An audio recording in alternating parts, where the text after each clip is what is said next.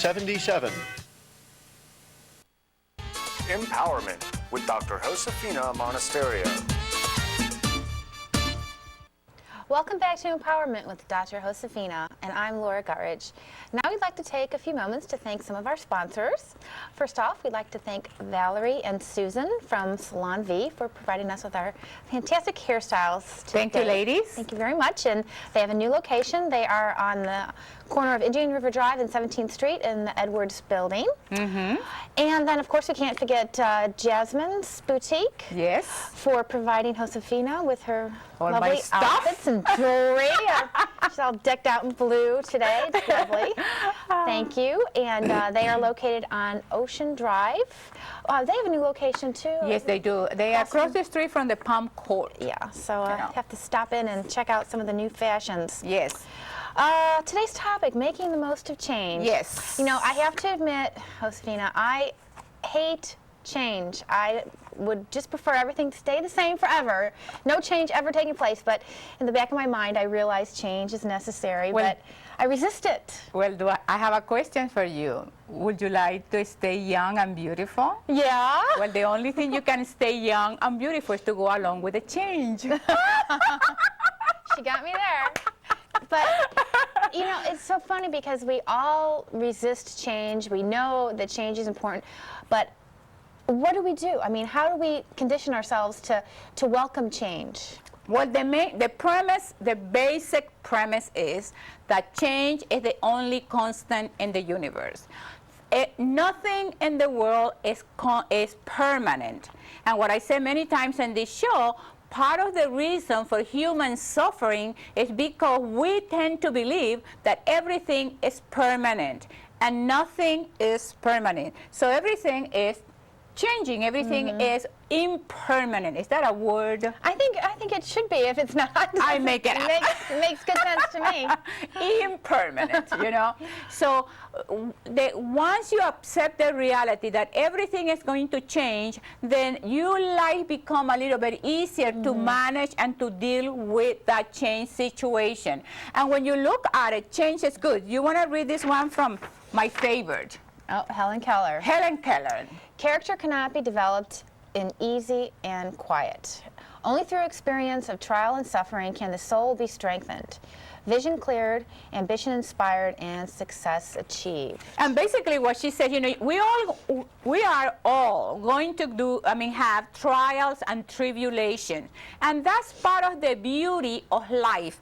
And as Helen Keller says, when you go through those experiences, the suffering, the tribulation, that is when you develop your character. That is when your soul gets strengthened. And that is when vision gets clear, and that is when ambition comes to you and you can achieve success.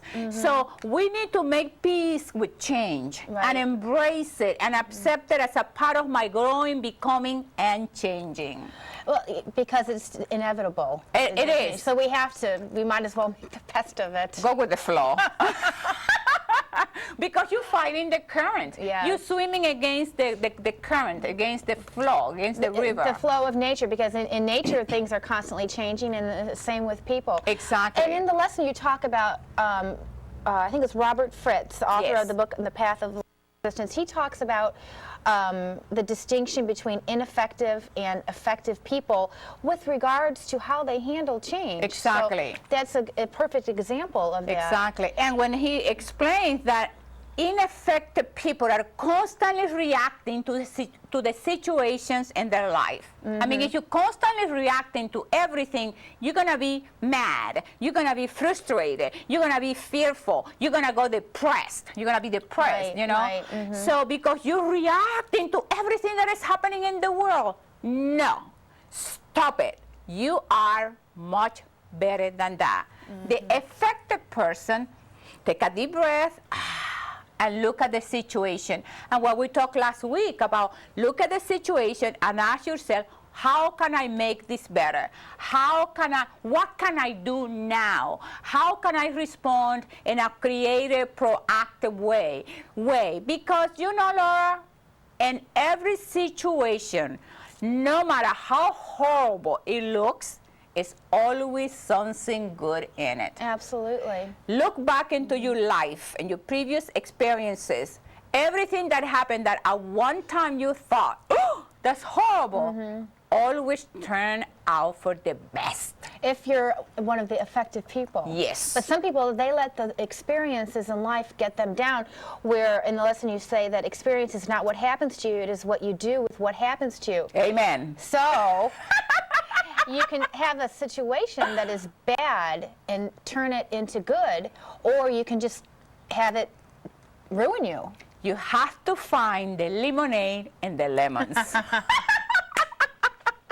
And find the lemonade and the lemons. And you know, and it's funny how our mind can play tricks on us. How Yes. I was reading about the team of doctors in Texas that were doing the study on knee surgery. Yes. And they had the patients, they all had knee problems, and they performed surgery on all of them. They either scraped the knee out, washed the knee, or pretended, but they still pretended and did the incisions like they were doing the surgery.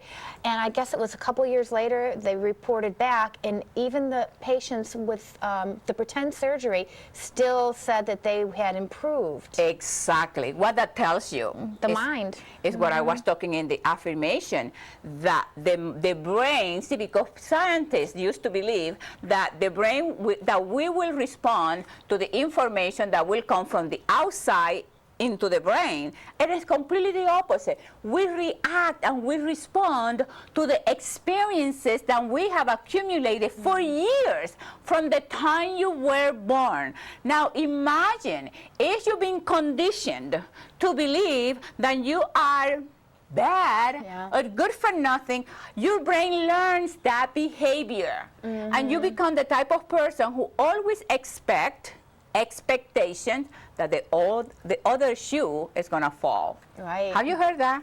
Tell me about it. I just now heard it. It makes perfect sense They to me. always expect the worst. And the person, because their brain learn the positive thing, they always expect the best. Then the brain learns that behavior. And then we manifest what we expect because the brain takes over and goes and accomplishes that achievement for you.